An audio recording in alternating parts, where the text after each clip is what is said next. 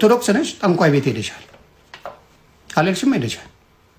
ባሳለው መሽቁቁ ፓስተር ቆለጡ በቃ ከዛ እኔ ፓስተር አይደለሁም። ነገሩን ስሙ። ሃይማኖት ውስጥ ምገባ ሰው አይደለሁም። ስሙ። ኦኬ።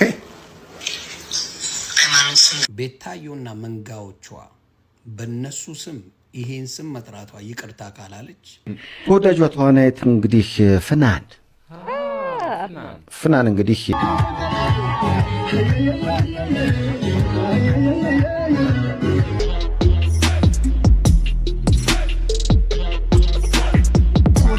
የዛሬው የካርድ ሽልማታችን ረጅም ጊዜ እኔ ጋር የቆየ በእያንዳንዱ ቪዲዮ ኮሜንቱ የማይጠፋ ከ6 ከ7 ወር በፊት ጀምሮ አብሮኝ ካሉ ሰዎች መካከል አሁንም አክቲቭ ነው ያሉ ሰዎች መካከል አንዱ ይሄ ነው ማለት ነው። የዛሬ ተሸላሚ እሱ ነው። አገር ውስጥ ያለ ሰው ወይም ያለች ሴት ከሆንሽ ቴሌግራም ሊንኬ ባዮ ላይ ያለ በሱ ሃይበኝ እሸልማለሁ፣ ሃይበለኝ እሸልማለሁ ማለት ነው። ቤተሰቦች የቤታዮና የዮኒ ማኛ ጉዳይ እጅግ በጣም እንደተካረረ ቀጥሏል ማለት ነው።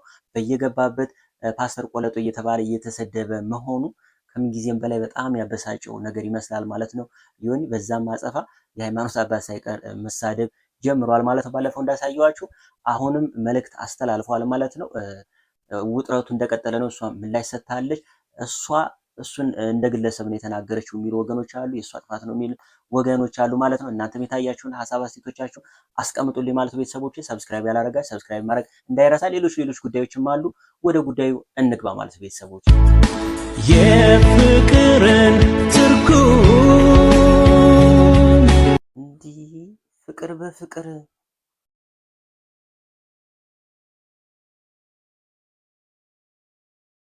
ሳንሰማ ተጋብተው ቁጭ ብለው ነው እንዴ? አንድ ቤት ነው እንደሚኖሩት እነዚህ ልጆች?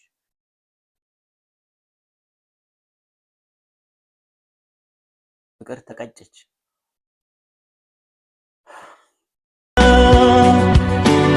ስታደርጊ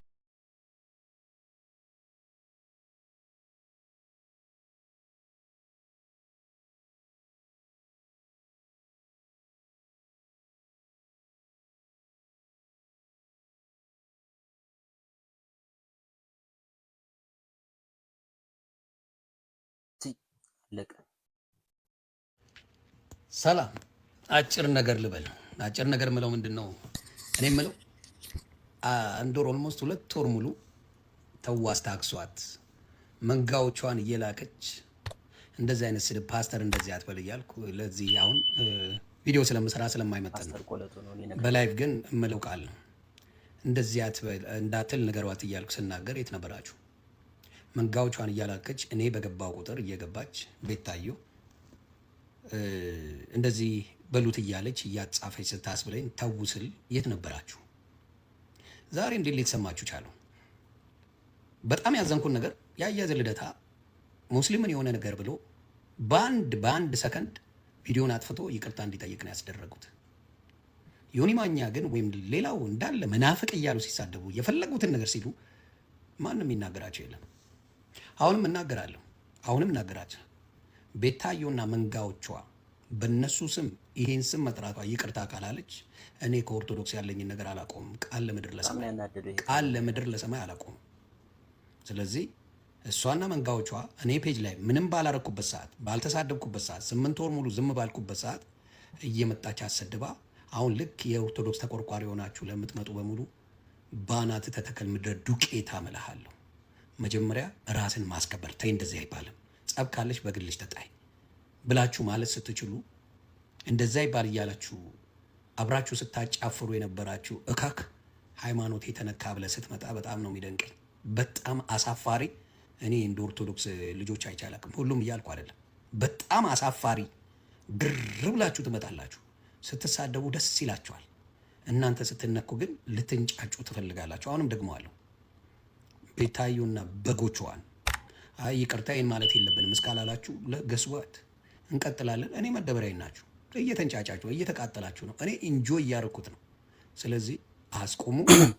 ስታቆሙ ምናልባት ይቅርታ ከተጠየቅኩ አድርገዋለሁ። ካልሆነ ግን ቃል ለምድር ለሰማይ ህይወቴን እሰጣለሁ። እኔ በዚህ ጉዳይ ህይወቴ ሲያልፍ አቆማለሁ። መቼም አላቆምም። ይሄን ጉዳይ አውቀዋለሁ። ኦርቶዶክስ ሙስሊም ምናምን የሆነ ነገር ሲባል ማረድ፣ ሰው ማሳደድ፣ ማሯሯጥ ብቃታችሁ ነው፣ ስራችሁ ነው። ሰው በመግደል ነው እስከዛሬ ኦርቶዶክስ የቆየችው እንጂ በስርዓት በፍቅር የመለሰችበት አንድ ነገር የለም። ቪዲዮ ፖስት ያለው አሁን ገብታችሁ ማየት ትችላላችሁ። እንደፈለጉ ተሳድበው ኦርቶዶክስ ስትነካ ግን ያዙ ይልቀቁኝ የሚል ሙዳችሁ ከዚህ በኋላ ተበልቶበታል። መከበር በከንፈር ነው። እናንተ ሌላውን አክብሩ፣ እናንተ ትከበራላችሁ። በዚህ አጋጣሚ ሙስሊሞች ምንም ስላላችሁኝ እናንተን አልናገርም።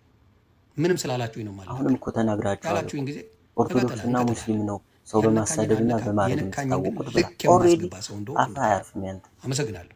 መልካም ጊዜ። የውሸት ጨምሩ፣ የውሸት ጨምሩ። የውሸት ፓስተር ቆለጦ፣ የውሸት ፓስተር ቆለጦ፣ የውሸት አጭበርብሮ የገባ ፓስተር፣ ተቀላቅሎ የገባ ፓስተር ቆለጦ፣ እሱ ይሻላል። በቃ ለሁሉም እንዲበጅሽ። ሐሰተኛ ቴንኪዩ እግዚአብሔር ይስጥሽ የኔ ልጅ። ሐሰተኛ ፓስተር ቆለጦ፣ ተመሳሳይ ፓስተር ቆለጦ። ከፊት ለፊት የሆነ ነገር ጨምሩ። አስመሳይ ፓስተር ቆለጦ፣ ተመሳሳይ ፓስተር ቆለጦ። በፓስተሮች አማራዬ ቴንኪዩ የሚያታልል ፓስተር ቆለጦ፣ ፓስተር ነኝ ብሎ በፓስተሮች ስም የሚነግድ ቆለጣ። ብቻችን እየጨመራችሁ በሉትኝ ፊት ለፊት አድርጉለት። ፌክ ፓስተር ቆለጦ ቴንኪዩ አለቀ። በዚህ ዘግተናል። ፌክ ፌክ ፌክ እያላችሁ አስመሳይ መሽቁቅ እያላችሁ ጨምሩበት። እሺ ውዶቼ፣ መሽቁቅ ዱርዮ ፓስተር ቆለጣ ነው። እኔ በደኔ ተረድቼሻለሁ። እኔ እግዚአብሔርን በእንትን አይደለም። እኔ እንደዚህ ሃይማኖት ውስጥ ምገባ ሰው አይደለሁም። እኔ ሃይማኖት ውስጥ ምገባ ሰው አይደለሁም። መሽቁቁ ፓስተር ቆለጦ በቃ። ከዛ እኔ ፓስተር አይደለሁም ሃይማኖተኛም አይደለሁም። ከፕሮቴስታንት ሞጥቻለሁ፣ ከእስልምናም ከኦርቶዶክስ ሞጥቻለሁ ካለ እቴቴ ቆለጦ እንለዋለን። እስኪ ፓስተርን የውሸት ማጭበርበሩን እስኪ ተው ድረስ ቆለጦ ማለት ነው። ውስጥ ምገባ ሰው አይደለሁም። ይኸውላችሁ ሃይማኖት ውስጥ ምገባ ሰው አይደለሁም። ኦኬ ሃይማኖት ውስጥ አትገቢም። ከዛ በኋላ የምትናገረውን ስሙ። ሃይማኖት ውስጥ ምገባ ሰው አይደለሁም። ስሙ። ኦኬ ሃይማኖት ውስጥ ምገባ ሰው አይደለሁም። መሽቁቁ ፓስተር ቆለጦ በቃ። ከዛ እኔ ፓስተር አይደለሁም ሃይማኖተኛም አይደለሁም። ከፕሮቴስታንት ሞጥቻለሁ፣ ከእስልምናም ከኦርቶዶክስ ሞጥቻለሁ ካለ እቴቴ ቆለጦ እንለዋለን። ታዲያ አያችሁ ሃይማኖተኛ አይደለሁም። ከሃይማኖት ከወጣ ሌላ ስም ደግሞ አለኝ። የሸርሙጦች የገረዶች ስም አለ፣ የባለጌዎች ስም አለ። ሊያን እኮ እኔ ቃሉን መጠቀም አልወድም። የሰጣቻትን ስም ዩቲዩብ ላይ ሄዳችሁ እንደዛ እያላችሁ ጻፉ ነበር ምትላቸው። ለብቻዋ ሰው መግጠም አትችልም። ገረዶቹ አሉ ተከትለው እንዲህ በሉ ሲባሉ ሄደው የሚሉ። ተወዳጇ ተዋናይት እንግዲህ 8 አሪፍ ፊልሞችን ሰርታለች። አሁን ደግሞ አንድ ያልወጣ ፊልም አላት። እሱ ብቻ ሳይሆን ሚውዚክ ቪዲዮ ላይ ከአሁን በፊትም አሁንም በቅርቡ በመስራት ትታወቃለች እና የጋብቻዋ ምክንያት የሆነው በሚውዚክ ቪዲዮ ላይ መሳተፍ በደንብ ላብራራው። እሱ ነው የምልሽ እኮ የሰው ልጅ እድል ነው። ልጅ ያልተሳተፈችበት ሚውዚክ ቪዲዮ አልሰራችም። ኧረ ተወኝ። ከሚውዚክ ቪዲዮ የባሰ ስንት መድረክ ተፋጭ አልሆነም። እሷን ተዋት። ወደ ጉዳዮች ተወዳጇ ተዋናይት እንግዲህ ፍናን እንግዲህ ማሬ ማሬ ማሬ ማሬ የሚል ዘፈን ካሁን በፊት ከሱ ባለው ጋር ሚውዚክ ቪዲዮ ሰጣ ነበርና አሁን እንግዲህ ወደፊት ባሏ የሚሆነው ሰው ኤግዚቢሽን ማዕከል ይታደማል። ፍቅረ ሀብ ይባላል እና ኤግዚቢሽን ማዕከል ከጓደኞቹ ጋር አድሞ የዛሬ 10 ዓመት እሱ ባለው ቢስ ቢስ የተባለ 4 ጊዜ ቢስ ቢስ የተባለ ዘፈነው ማለት ነው። ማሬ ማሬ እና እንዴት ቢወዱት ነው አዲስ ዘፈን ነው እያለ ሲጠይቅ ከጓደኞቹ አንዱ እንዴ አላየውም እንዴ ክሊፑን ብሎ ማሳየት ታየች። ያደለው ሰው ልብ በይ ያደለው ሰው ልብ ልጅ እኮ የጋራ የሆነ ጓደኞች አሉን ማለት እሱ ጓደኞቿን ያውቃሉ። ከሽማግሌዎች መካከል ሰይፉ አንዱ ነው። እነዚህ ናቸው ሽማግሌዎች። የዛሬ 10 ዓመት በዚህ አጋጣሚ ተጀመረ ከፍቅረ ሀብ ጋር አብሮ በፍቅር ደስ ይላል። እንዲህ አይነት እኮ የመጠናናቱም መተያየቱም መግባባቱም ላለፉት 10 ዓመታት ሆነ ማለት ነውና ነገ እንግዲህ ፍቅረ ሀብ ሽማግሌ ይልካል። ታዋቂዋ የፊልም ተዋናይትና የማስታወቂያ ባለሙያ ፍናን ህድሩ ከረጅም ጊዜ ፍቅር አጋሯ ፍቅረ ሀብ ከተባለ ወጣት ጋር ትዳር ለመመስረት በቀረበው ጥያቄ መሰረት በዛሬው ዕለት በቤተሰቦቿ ዘንድ የሽምግልና ስነስርዓት ተካሂዷል። በተዋናይቷ ወይም በሴት ወገን በኩል የቆሙት ሽማግሌዎች በኮሜዲያና በማስታወቂያ ባለሙያው ዘላለም ኩራባቸው የተመሩ ሲሆን በቡድኑ ውስጥ ታዋቂ የቴሌቪዥን ጋዜጠኛ ሰይፉ ፋንታሁን መካተቱ ታውቋል። ጠንክር ያለው የሽምግልና ሂደት የወንድ ወገን ሽማግሌዎች ልጃችሁን ለልጃችን ስጡን የሚለውን ጥያቄ ባቀረቡበት ወቅት ከፍናን ቤተሰቦች እሽታን ከማግኘታቸው በፊት በዘላለም ኩራባቸውና በሰይፉ ፋንታሁን በኩል ጠንክር ያለው ጥያቄዎች ቀርበው እንደነበር ከስፍራው የወጡ መረጃዎች አመላክተዋል።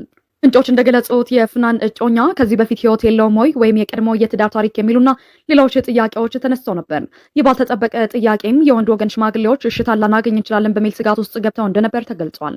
በጥያቄዎቹ መሰረት በዘላለም ኩራባቸው የሚመሩት የሴት ወገን ሽማግሌዎች አንዴ ውጭ ቆዩንና እንመካከርበት በማለት የወንዱን ወገን ሽማግሌዎች ከቤት አስወጥተው ለደቂቃዎች እንዲቆዩ አድርገዋል።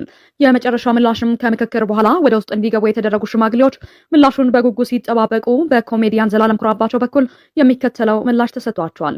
የማይመታት የማይፈታት ሚስቱ ትሆን ብለን ፈቅደናል። ይህንን ምላሽ የሰሙትና በከፍተኛ ስጋት ውስጥ የነበሩት የወንድ ወገን ሽማግሌዎች በደስታ እሽታው መቀበላቸውን በስፍራው የነበሩ ምንጮች ገልጸዋል። ስለ ፍናን ህድሩ አጭር መረጃ ውልደቷና እድገቷ በአዲስ አበባ የሆነው ፍናን ህድሩ በለጋ እድሜዋ ከህዝብ ጋር የተዋወቀችው በድምፃዊ እሱ ባለው ይታየው ማሪ ማሪ በተሰኘው የሙዚቃ ክሊፕ ላይ በመታየት ነው። ይህንንም ተከትሎ ወደ ፊልም ትወና በመግባት ቦሌ ማነቂያና የከበረ ድሃ በተሰኙ ፊልሞች ላይ በመሪ ተዋናይነት በመስራት እንዋን አሳድጋለች። ፍናን ከትወና ባሻገር በማህበራዊ ሚዲያ ስራዎቿም ትታወቃለች። በኢንስታግራም ከ1 ሚሊዮን በላይ ተከታዮች ያሏት ሲሆን ለተለያዩ የንግድ ተቋማት በማስታወቂያ ስራ ከፍተኛ ተከፋይ ከሆኑ የዘርፉ ባለሙያዎች አንዷ ናት። ፍናን ለመጀመሪያ የማስታወቂያ ስራ 600 ብር እንደተከፈላት የምትገልጽ ሲሆን በአሁኑ ወቅት ለአንድ ማስታወቂያ በሚሊዮኖች የሚቆጠሩ ገንዘብ ተከፋይ መሆኗን ትናገራለች።